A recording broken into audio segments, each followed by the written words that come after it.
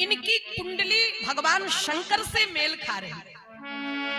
अगर आपकी बिटिया का विवाह भगवान भोलेनाथ के साथ हो जाए तो बिटिया बड़ी सुखी रहेगी। कुंडली बढ़िया मेल खा रही। श्री हिमांचल ने कहा कि महाराज आप कह रहे हैं कि कुंडली मेल खा रही है, आप कह रहे हैं कि भगवान भोलेनाथ के यहाँ हमारी बिटिया सुखी रहेगी। अरे वो मैदान में श्मशान में रहने वाले भोलेनाथ एक झोपड़ी तक कभी नहीं बनाई महाराज, उनके यहाँ हमारी बेटी कैसे सुखी रहेगी। विद्वानों के भाव हैं, क्षमा करिएगा। नारद जी ने कहा राजन बिटिया सुखी रहेगी। बोले कैसे? बोले सुविधा बिटिया के लिए ये होगी कि कभी भी पानी की किल्लत नहीं होगी, चाहे जेठ का महीना हो चाहे वैसाख का महीना। बोले क्यों? बोले 24 घंटे पानी की सुविधा बिटिया के लिए, पानी की कभी कमी नहीं। गंगा की धारा की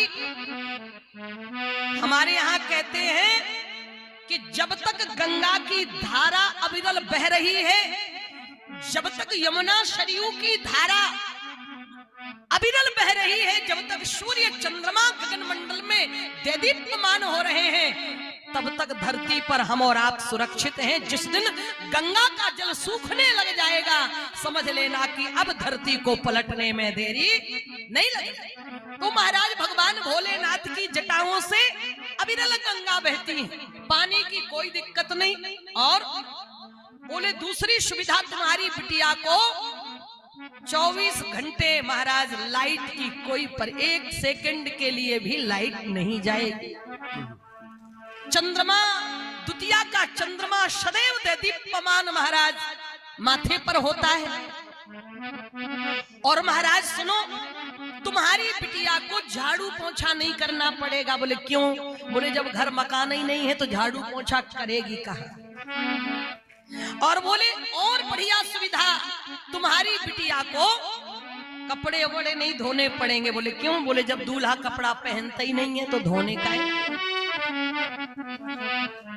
यहीं का पन्ना छतरपुर का ही कोई भक्त गा रहा था कि गौरा साची बताओ।